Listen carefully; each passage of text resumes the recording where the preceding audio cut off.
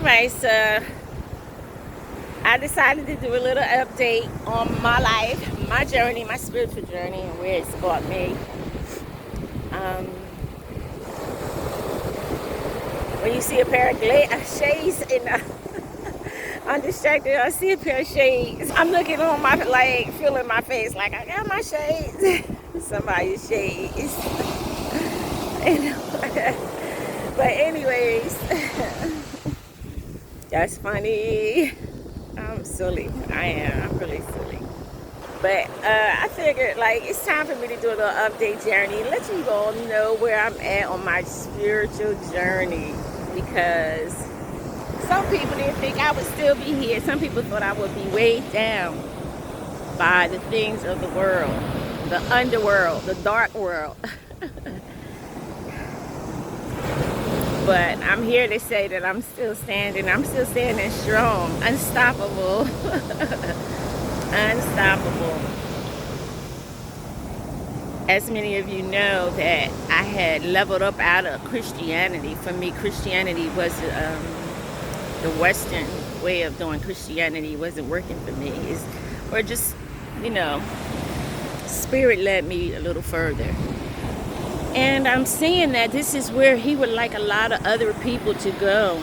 And granted, you do not have to take the route that I took. Because you may not be strong enough. Or it just may not be for you to do it. Or you may be stronger in other areas. In the word or whatever. That you don't need to take the route that I took. But I challenge you to go where you are led. And take the route that you are led to take. And of course, most times it's going to bring you back full circle. Please don't come for me. Please don't come for me. It's going to bring you full circle. It's going to allow you to see that it's so much sun out here. Yeah. It's going to allow you to see that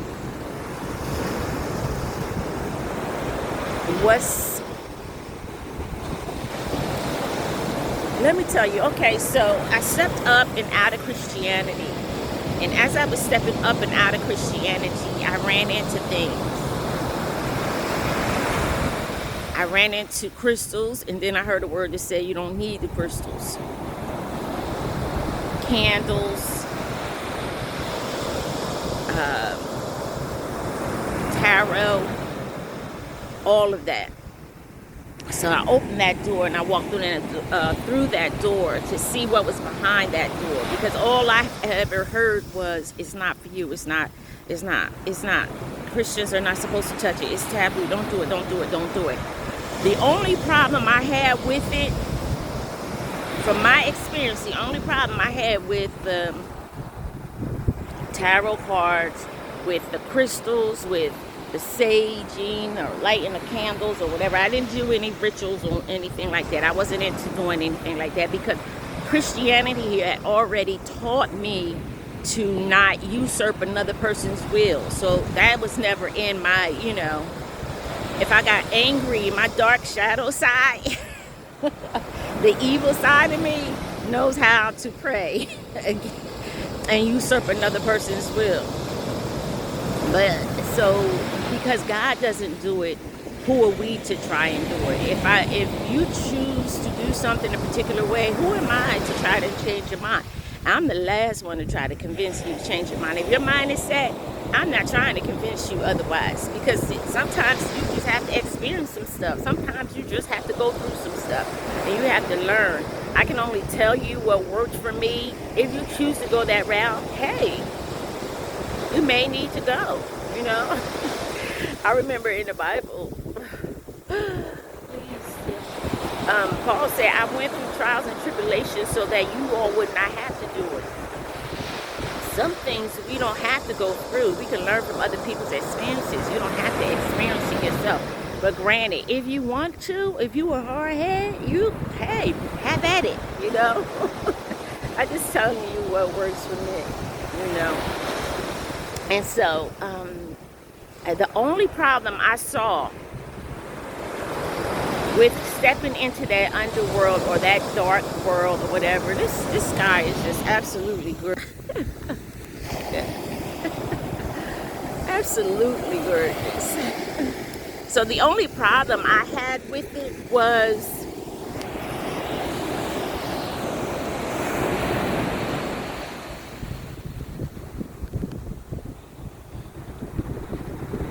I'm sorry. I'm so distracted. To be honest with you, I'm going to be, very transparent and vulnerable with you. I didn't run into no demons, none of that stuff. What blew my mind about my whole experience, I was who I saw back there. When I walked into that door, that dark world, what blew my mind the most is all of the apostles, all of the prophets, all of the so-called leaders that I saw that was already engaging. They have been engaging in that underworld, selling you an illusion and a lie, professing to be pastors and leaders. That's what was disappointing to me, is who I saw back there dibbling and dabbling in it, but were master magicians of manipulation, illusionists of the greatest, vampires. Oh my God, that is what blew my mind. What blew my mind is all of the leaders. Oh my God. How disappointing to see so many leaders, sheep, foxes, what do they say? Foxes and sheep. Pretending to be sheep when they're straight up foxes. Y'all know that. And I just saw a fox out here on the beach, and that's so weird. I'm telling you, shapeshifters. Shapeshifters. And then I don't know that these people begin to come up against me. It wasn't that I was publicly calling them out by name, but I guess it's always the possibility that they was afraid of. She sees me. She's going to call me out. But I'm telling you, in this season, you're going to call yourself out. I just dropped another video yesterday or the day before. I made it a couple days ago, and I finally, went through and listened to it and decided I'm just going to put it out as it is. And basically it's talking about that double-edged sword of accountability, holding yourself accountable, of the veil being torn off of people's eyes, the scales being taken and removed off of people's eyes, and people are going to be able to see you for who you truly are. No more master illusionists being able to paint a picture of who I am instead of you being able to discern accurately the truth about who I say that I am. No more living in a make-believe reality. You're going to see the reality of who people call themselves to be. They're going to either have to confess, repent, be held accountable, sit down. That's why I said pray for your leaders in this season, because they're going to be exposed. Oh, I'm telling you, people are going to be sat down. Don't be trying to help nobody fix the crown upon their head. If it's chilling and it's about to fall off, don't catch nobody's crown in this season. Let it fall.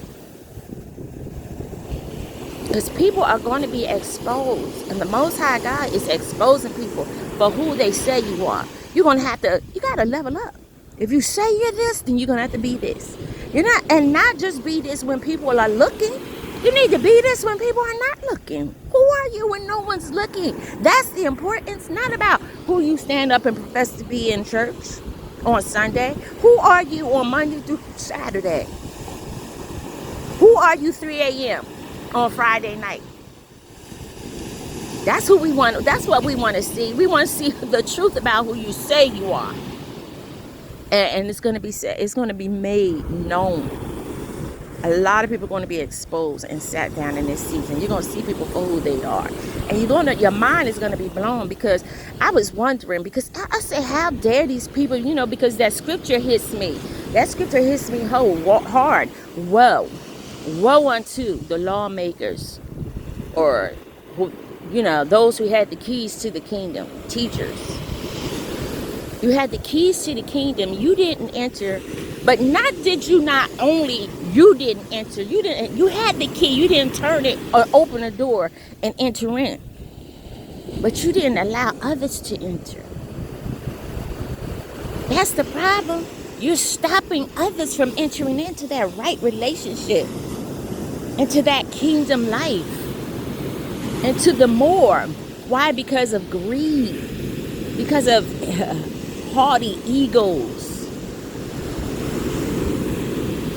high-minded people who think they have arrived and they're everything when they're not. People desiring to want to walk and want to be like you, and they don't even know who the real you are. You don't even know who you are. You talking about projecting, people projecting their own insecurities and stuff. I'm talking, man, I am so disappointed. I thought those are the demons that I ran into. Those are the demons that I ran into. They ain't had no demon haunting me at night. I had a pastor, a leader, who knew that I knew all his secrets. It's my kids that just coming in contact with that. When I decided to level up out of Christianity, it was a purposeful, meaningful walk that Spirit wanted me. He led me this way. He directed my every step. Just go back, watch my videos on my Facebook pages and stuff. If you watch everything and listen to everything, I'm the same person in and off, behind the scene and in front of the scene. I'm the same person. I'm not perfect. No, I'm not perfect. But I ain't evil either. I can be, but I'm not. What I realized was that the demons that was haunting me was people who saw that I could see them. At some point when you start blabbering, you start posting stuff on Facebook, just the word that you get, whatever, people think that you're talking about them. Sometimes you know it's them, and sometimes you don't know it's them. Because see, one thing about what I realized about being prophetic, and I'm going to explain being prophetic also, that just means the ability to see, hear, know stuff from spirit. If spirit is all-knowing and you tap into the all-knowing, then there's some stuff that you're going to know. You're just going to know some stuff. You don't know how you know it, but you realize it's because of your divine connection to the all-knowing, the all-seeing. He knows all. He sees all. How would he consider me a child of his and to not show me something that I need to see? Not tell me something that I need to hear. He's going to. He will never leave you stranded. He will never leave you out there just on your own, as long as you're connected. And so my roots, like an anchor, go deep down. When those large barges and ships and stuff, they're out there in the deepest parts of the ocean, they can let down an anchor, boy, and that anchor can keep them, and all it's going to do is sway back and forth. You're just going to sway back and forth. But as long as you are anchored and rooted, and I have been telling you all, you need to get anchored and rooted in the Most High, the divine spirit, your faith. You need to be anchored and rooted so that no matter what, nothing is going to pull you completely away. Nothing will keep me so lost at shore. I'm going to be anchored. Even if it's hit this one GPS location, I'm anchored here. I'm here to stay. And so that's something that I've come to realize, that people didn't know. They don't know how anchored I am. Or they know and they don't believe it. I don't know.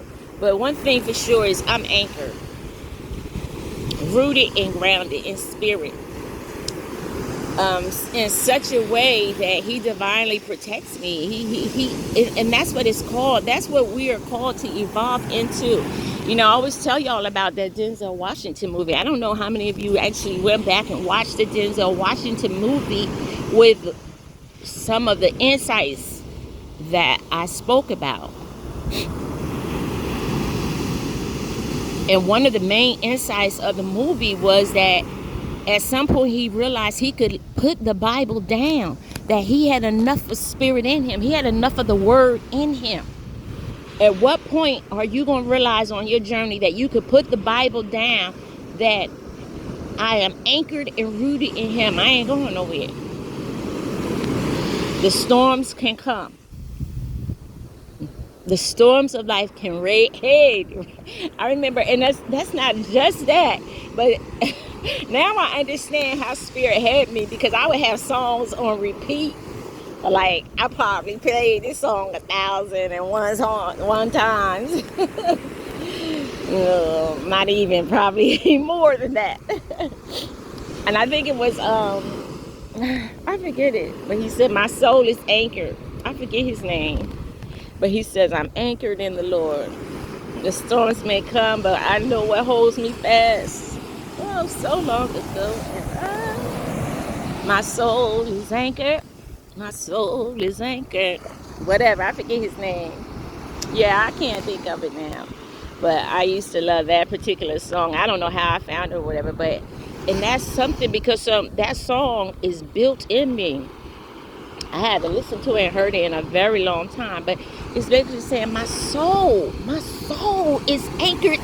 Not, come on, my soul, come on, y'all. My soul is not anchored in Christianity. My soul is anchored in the Lord. I'm tethered to him. I'm infused. He's fused himself to me. There's no dividing. And it's so amazing, because I was like thinking the other day, and I said, I want to do like a cartoon or whatever. And you know how on the footprints in the sand, it says, you know, where's the two sets of footprints? And then I seen that there was one. And what happened? Where were you? And he said, well, this is the time I carried you. And it reminds me of Adam and God and Adam in the garden of Eden, and for me, when I'm talking about oneness in God, I'm talking about God was so in Adam in the beginning. They were one. But at some point, Adam stepped out of God. God didn't step away from Adam. Adam stepped out of God. So it's like putting on what you call this here suit that the surfers wear. It's like putting on a bodysuit, a whole armor bodysuit. He was in God. God was at his protection. They were one. But then at some point he stepped up out of that suit. Now they're separate consciousness. The consciousness was in you. The God consciousness, the Christ consciousness was in you. You stepped up out of it. Step back into that suit and be one with Spirit. When you are one with Spirit, he will lead you. He will guide you. He will direct you into all things. You won't have to question stuff. Your spirit will immediately know. No. That's not for me. Immediately you will go. You will get it. That's not for me. You'll walk away. You'll sever the ties. You'll definitely go through the grieving process of letting people, places, and things go that are not for you. But you'll realize that my walk with the Most High is more important. And I know that with him, I'm never alone. I'm never alone. He's never going to leave me. He's never going to forsake me. He's never going to abandon me. Because I'm tethered to him. I'm tied. There's another song I love. And me and my girlfriend, we went down south to this conference or something. We played this song. I'm chained to him. He has me. He has my life.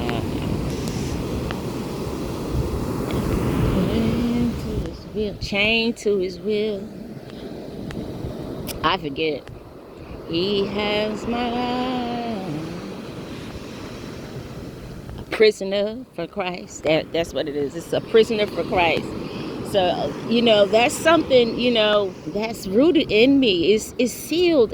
Come on, it's sealed on my forehead. I'm always going to be a child of the Most High. You don't have to worry about me. I'm too rooted and grounded in Him. And I pray that I'm never plucked up. I always keep a level of groundedness. That's why I be out here on this beach, because groundedness brings you back to reality. It brings you back. It keeps your foot. But they say keep your feet planted firmly on the ground. Even though you may go into the spiritual worlds and stuff and dealing with spiritual things, but my feet are firmly planted on solid ground, solid rock.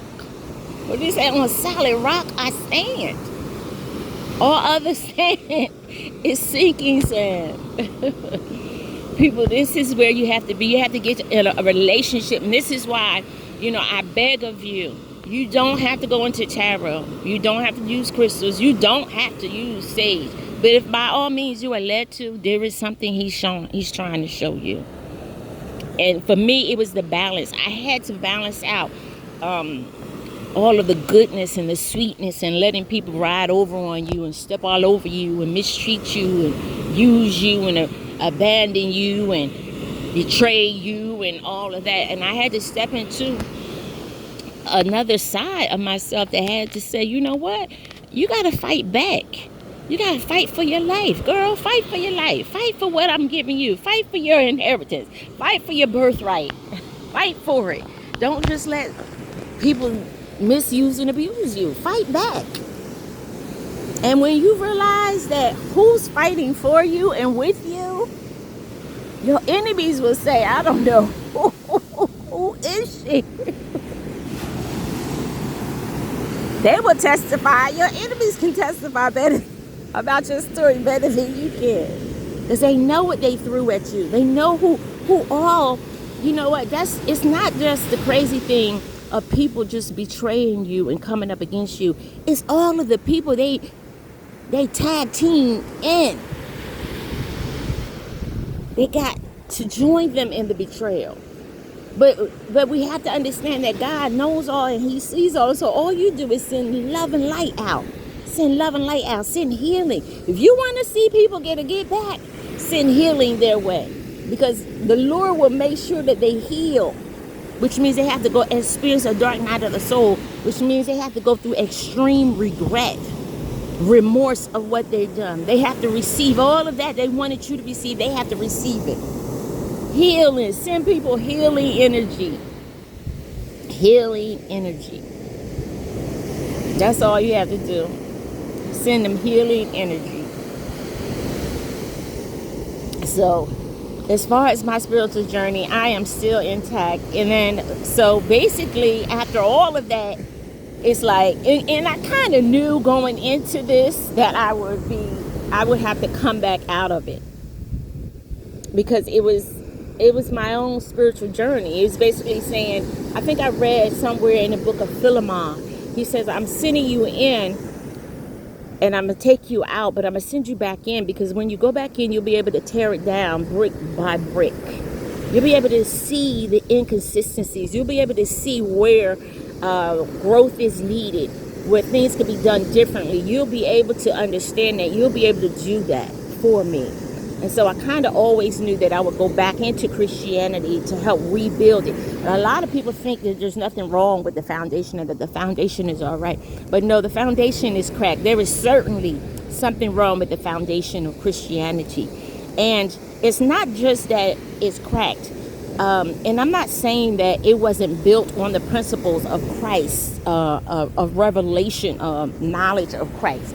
And that's what's important to me, is that it's just building on the foundation of revelation knowledge. But where we're headed to and where we're going, the previous laid foundation is not strong enough for where we're going. Because where we're going, we're stepping over people out of Christianity per se, and because we have to go into something that's a oneness for all. Oneness for all is spirituality, just being spiritual, having depth, having insight, wisdom, and a divine connection to something higher than yourself. That's where we're headed to. And that is going to take us over into spirituality, and it's going to take us over into the supernatural. But the problem with the supernatural is the Christians think that they know the supernatural world, and they don't know anything about the supernatural. Anything beyond their level of expertise is demonic for them. And it's not. Some things are not. It's all in the intentions behind it.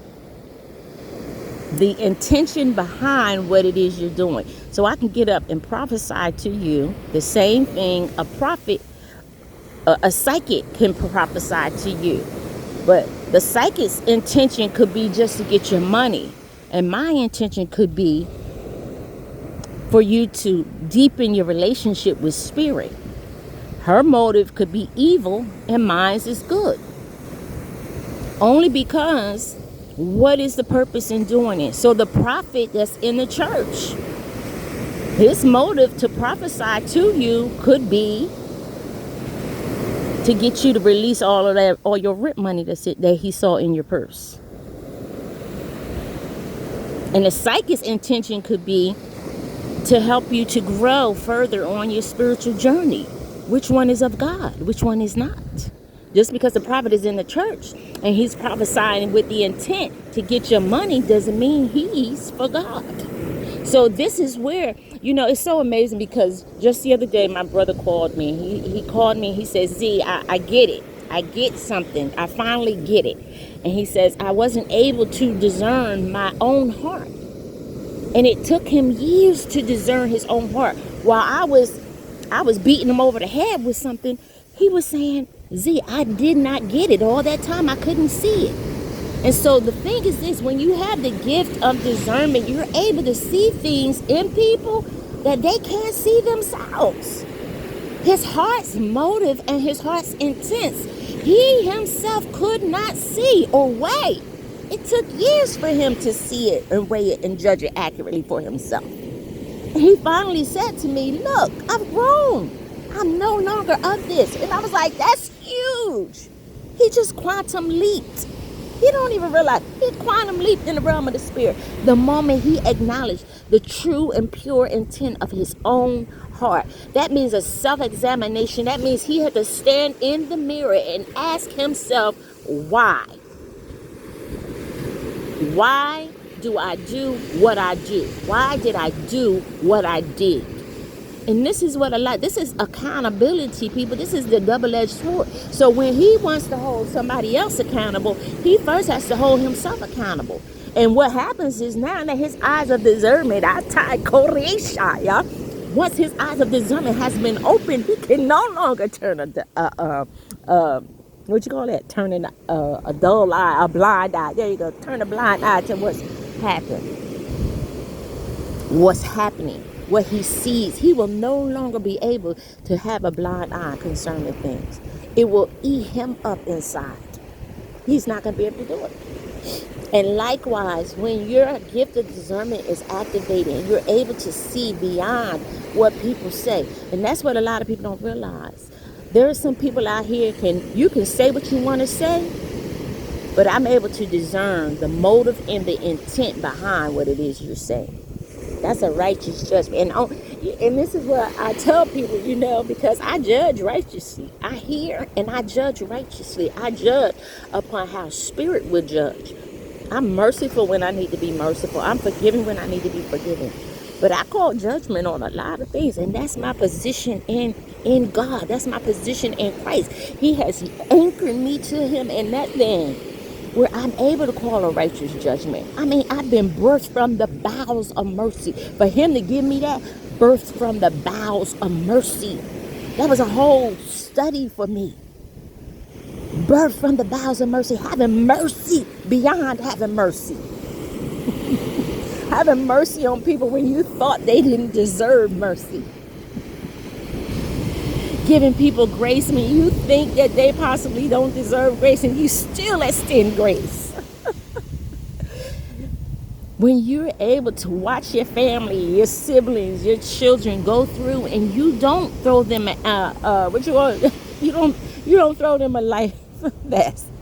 You just let them sit, babe. You're gonna have to sink or swim. That's the type of judgment. That's the type of, people Christ needs. Not people who are going to usurp authority. Not people who's going to bail people out every time. But being able to discern, yes, he needs a life vest. Throw him a life vest. No, he just let him learn how to swim. Every time you do not need to send a person a life vest. Sometimes they just need to figure it out. Let them sink or swim. Let them sink or swim. He's gonna be all right. But you have to be able to discern when. Everyone is not to be treated the same.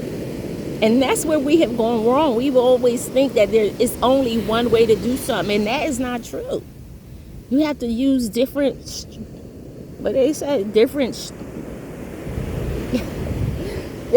for different folks. Yeah, I guess that's it. You have to be willing to do that.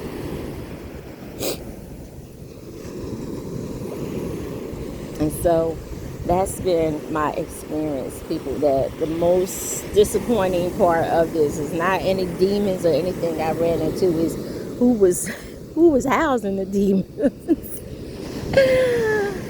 Succubus spirit, incubus spirits. I'm telling you, it blew my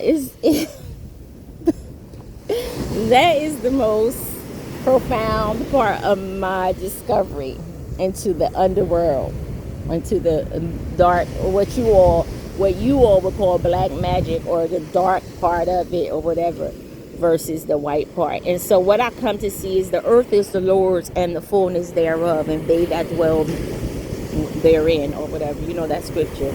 And so what I've realized is that all things can be used for the glory of God. But it's a matter of who's doing it and their motive and intention in doing it. And if the people's heart's motive and intention is to direct you, heal you, make you whole, bring you closer to the Most High, encourage you to take a step further in intimacy, then that's what it is. It is what it is.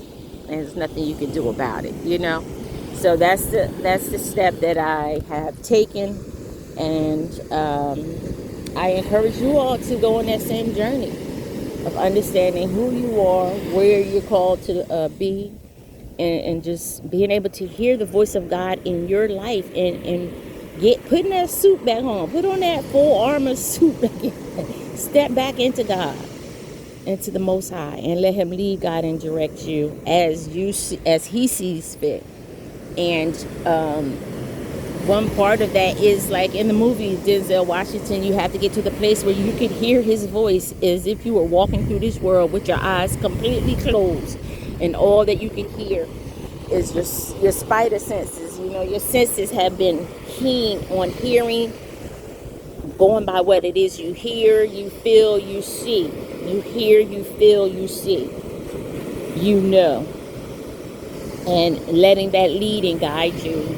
And then, balancing it out with some logic as well, But that's been my walk for me. But I have no regrets, It's all for the glory of God. And, even when you see people come up against you and demonize you and say you possessed and you are not a part of the kingdom, what God did was completely solidify my place in the kingdom.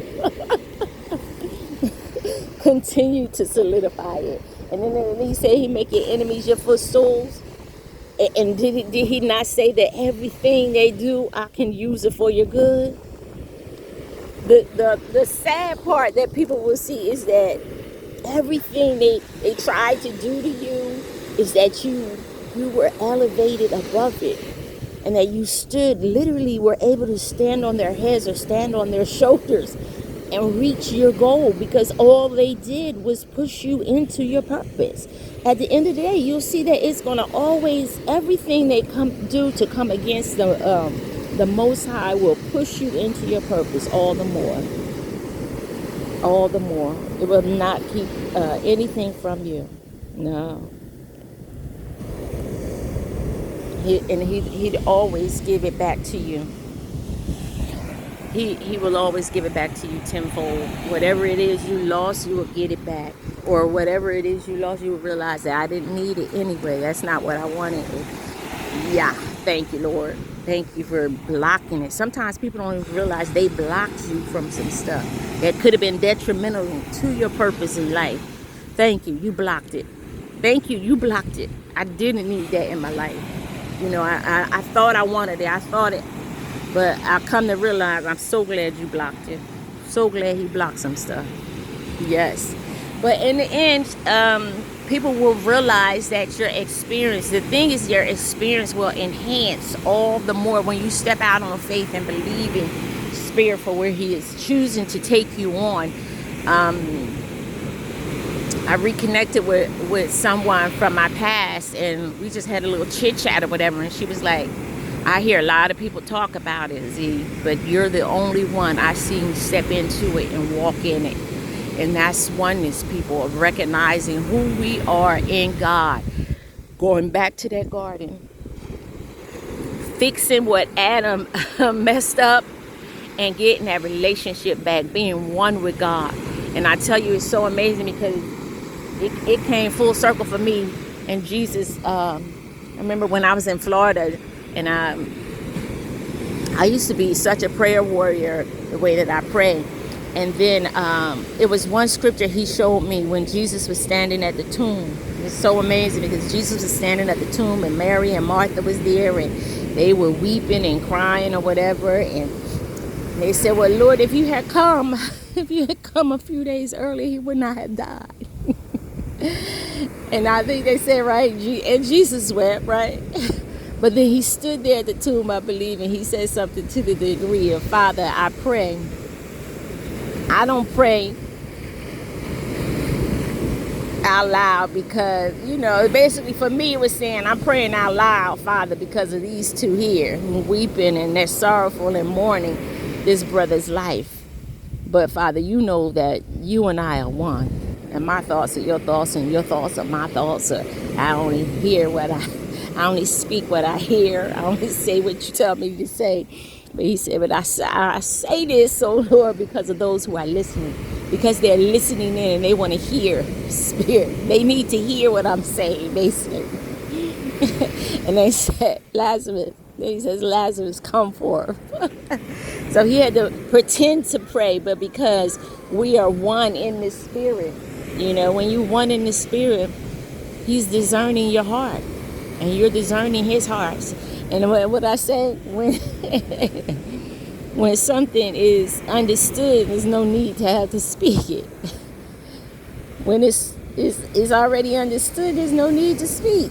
What we talking about? We understand each other. And Spirit understands my heart, and I understand his heart. And when I don't understand, I speak up and I let him know. I don't get it. I don't understand. What are you trying to show me? What are you trying to teach me? What is this? And he does just that. And so, you know, it's an amazing journey, and I wouldn't do it any differently. You know,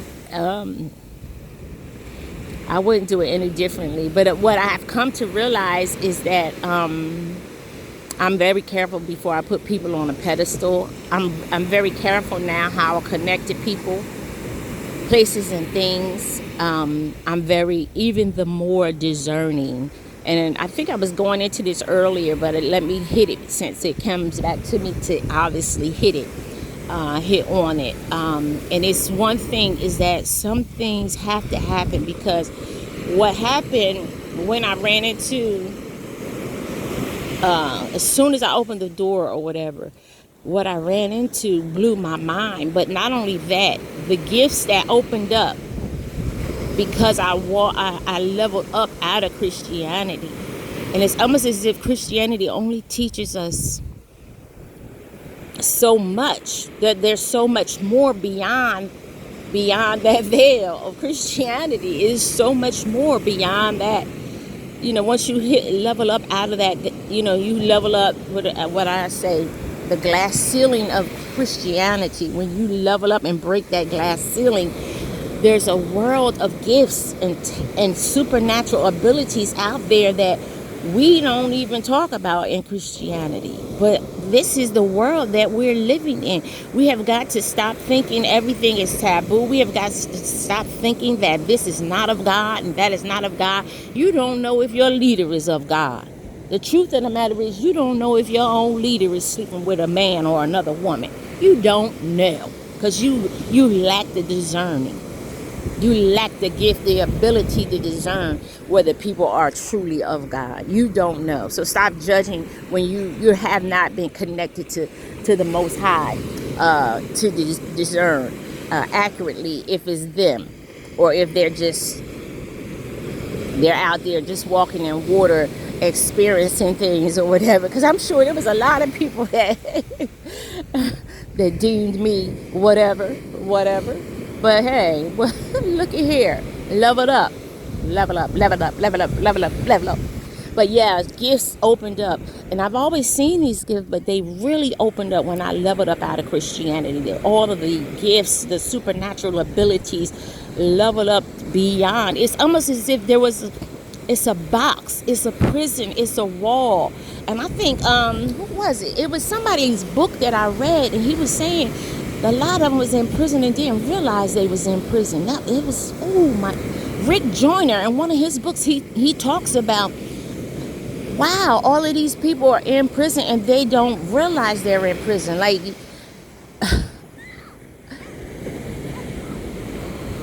there's a level of it that says, you know what? Wait, am I in restraint? Am I being restrained in any way? My capacity to build, to see, to live, to dream, is it stifling anything in me? Ask yourself that. Is anything in the church or in Christianity keeping you from being the greatest you? Make sure. If it's not expensive, if it's not all inclusive, if it makes you say, no, not this, I can't do this, I can't do that, I can't talk like this, I can't do, that is not, no, that is not, don't, You level up out of that. Level up into a relationship with Spirit, that He governs you. He truly governs your every move. He governs your being, and you are one in Him. And so you become sovereign, and that I am able to judge accurately. I'm able to not be tempted. I'm able to not worry about temptations. I can control myself. I have self-control. Willpower. Operate your willpower. Use your willpower. All right? And just know that I am all good. I'm living my best life. Truly living my best life. Like, there's no place I'd rather be. All right? So be blessed and get in a place where there is no place you'd rather be. There's no place I'd rather be. Hey. All right. Be blessed.